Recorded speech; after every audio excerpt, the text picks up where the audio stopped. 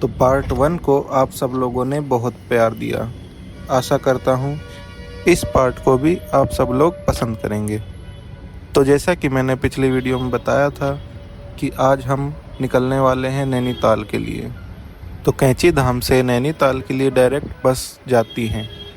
तो हम सब लोग कुछ देर इंतज़ार करते हैं और हमें नैनीताल की बस मिल जाती है। नैनीताल नैनीताल नैनीताल। एक व्लॉगर के नाते बस में फर्स्ट सीट मिलना किसी वरदान से कम नहीं, और हम बाबा की एक आखिरी झलक देख के निकल पड़ते हैं नैनीताल के लिए।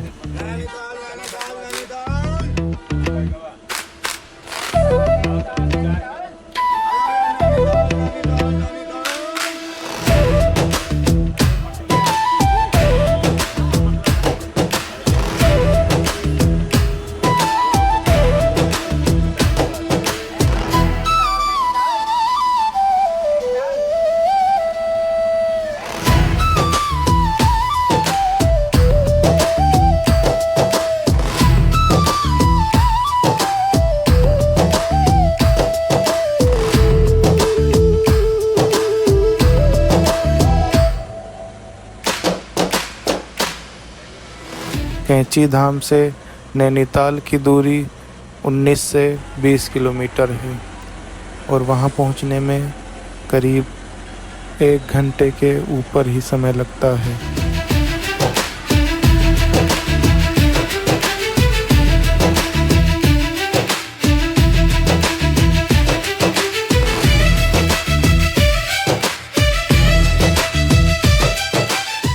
वो कहते हैं ना कि मंजिल से खूबसूरत तो सफ़र होता है।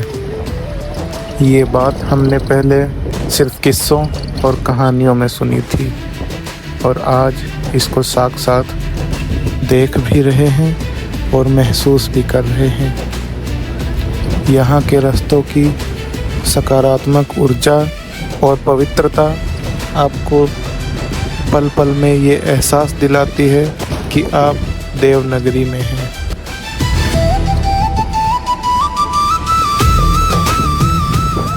और नैनीताल की पहली झलक मन को इतना भा जाएगी, ये मैंने कभी सपने में भी नहीं सोचा था। जिस समय हम नैनीताल पहुंचे थे, मानो पूरा शहर बादलों के बीच में छिपा हुआ है। नैनीताल समुद्र तल से करीब 2084 मीटर की ऊंचाई पे बसा एक शहर है, जहां बीच में एक बड़ा सा तालाब चारों तरफ ऊंची ऊंची पहाड़ियों से घिरा हुआ है, और बस स्टैंड से करीब 200 मीटर चल के ही माल रोड स्टार्ट हो जाता है। जैसा यहाँ के बारे में फिल्मों और वीडियो में देखा गया था, ये उससे कहीं ज़्यादा सुंदर जगह है, और यहाँ की सड़कें एकदम साफ़ सुथरी और स्वच्छ हैं।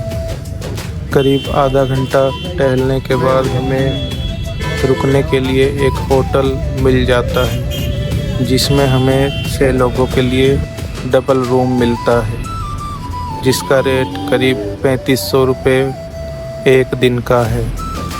होटल के एक लड़के ने हमें बताया कि उनके पास घूमने के लिए एक गाड़ी की सुविधा भी मौजूद है, जो हमें 12 टूरिस्ट स्पॉट्स के लिए घुमाने लेके जाएगी। इसलिए बिना देर करते हुए हम उसको गाड़ी बुलाने के लिए कह देते हैं।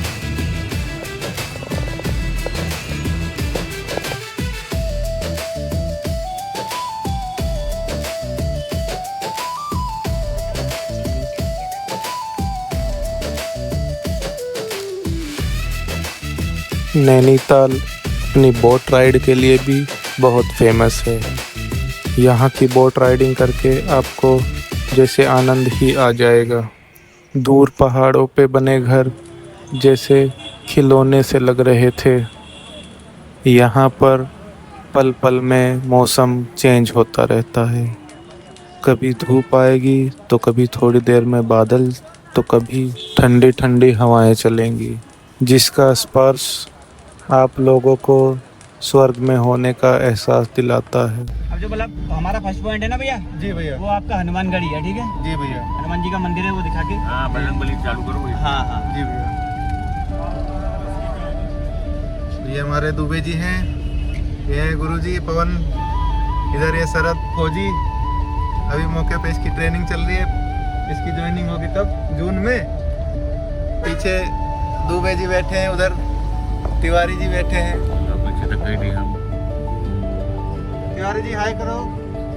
ये इधर देखो। हाय हाय हाय। इतना हाय कर रहा है। हल्द्वानी से परसों नट आए थे, नट नूट हनुमानगढ़ी एक पूजनीय स्थल है जो कि यहाँ के सूर्यास्त के नज़ारे के लिए भी बहुत फेमस है। इस टेंपल का निर्माण लगभग 1950 में हुआ था, जो कि नैनीताल टाउन से करीब 2 किलोमीटर दूर है। मंदिर के अंदर इतनी शांति है कि मैं शब्दों में आपको बता नहीं सकता। इसका एहसास आपको यहाँ आकर ही होगा।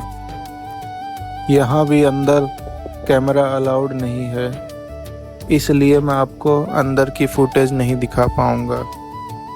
यहाँ के दर्शन करने के बाद हम लोग निकल पड़ते हैं आगे अपने सफ़र के लिए।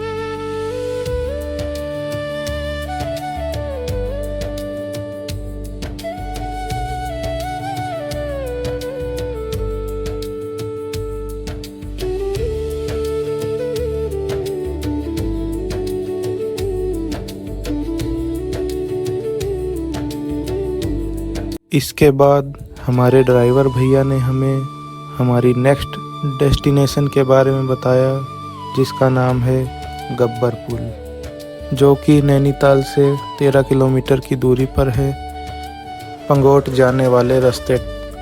वैसे तो ये आम ब्रिज के जैसा है, लेकिन इसका यहाँ पर होना अपने आप में ही एक ख़ास बात है, क्योंकि इसके नीचे से जाती हुई नदी के पानी की आवाज़ आपके कानों में एक सुरीली धुन बनकर गुनगुनाती है।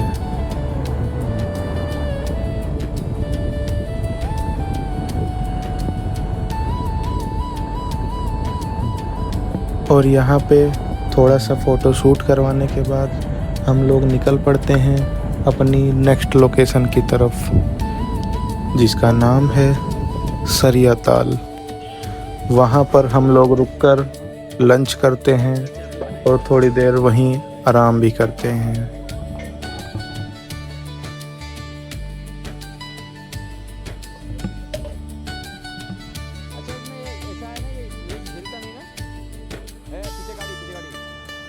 सरिया ताल में आप लोगों को बहुत सारी वाटर एक्टिविटी भी करने को मिलेगी। यहाँ से आगे चल के हम लोग रुकते हैं खुरपा ताल व्यू पॉइंट पर, जहाँ से हमें सरिया ताल और खुरपा ताल दोनों एक साथ दिखाई पड़ते हैं।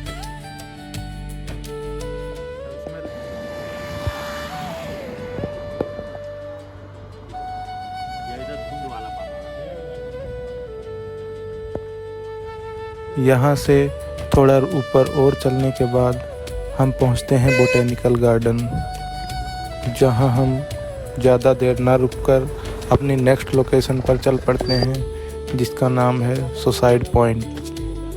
पता नहीं इसका नाम सुसाइड पॉइंट किसने रखा, इसके बारे में मैं ज़्यादा कुछ बातें नहीं करना चाहूँगा।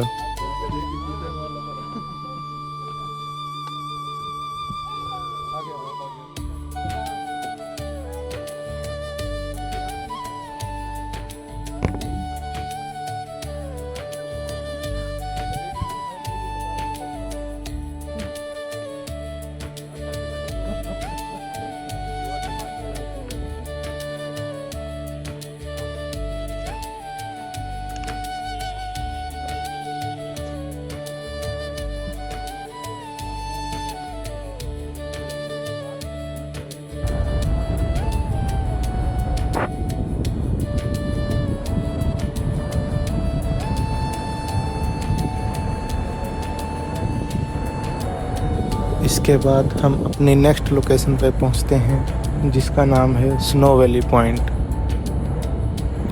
जो कि श्री सत्यनारायण मंदिर के जस्ट सामने ही है।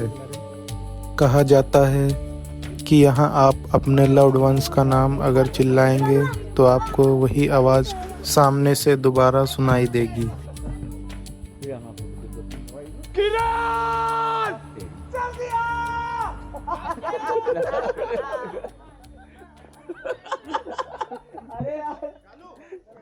यहाँ की हवाओं में पता नहीं ऐसा कौन सा जादू है कि आप अनजान लोगों से भी मिलेंगे तो आपको ऐसा बिल्कुल नहीं लगेगा कि आप इनसे पहले कभी नहीं मिले हैं।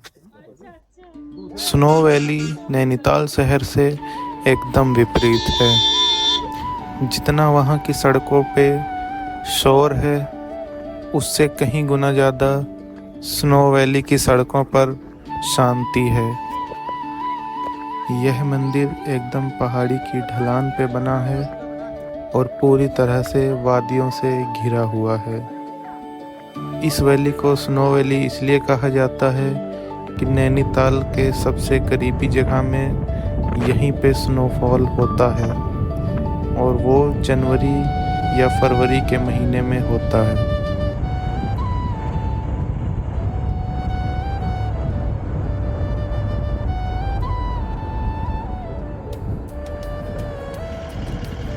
इसके बाद हम आ जाते हैं नैनीताल व्यू पॉइंट पर। यह जगह इतनी ऊंची है कि यहाँ से पूरा नैनीताल दिखाई पड़ता है।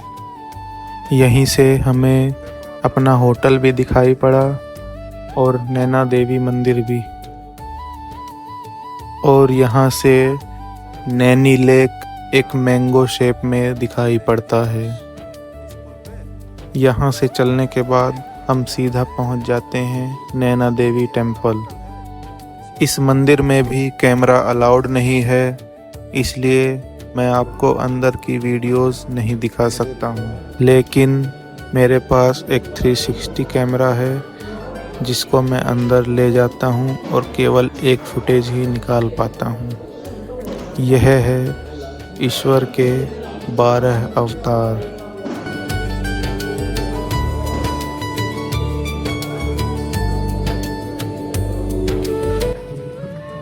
यहाँ से निकलने के बाद हम चल पड़ते हैं माल रोड की तरफ, वहाँ की खूबसूरती देखने के लिए।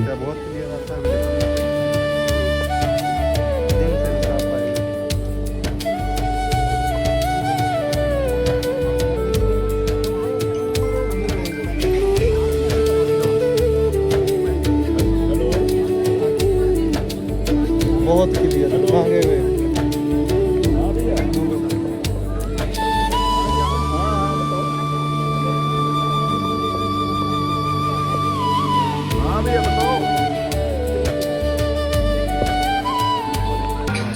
में नैनीताल का वो फेमस कुत्ता भी बैठा मिलता है, जिसको आपने कहीं ना कहीं रील्स और यूट्यूब शॉर्ट्स में देखा ही होगा। सुबह होते ही मैं निकल पड़ता हूँ माल रोड घूमने के लिए। जितना ही रात में यहाँ चहल पहल थी, उससे कहीं ज़्यादा सुबह सुबह यहाँ पे सुकून और शांति थी। इसके कुछ ही देर बाद हम लोग निकल पड़ते हैं काठगोदाम स्टेशन की ओर।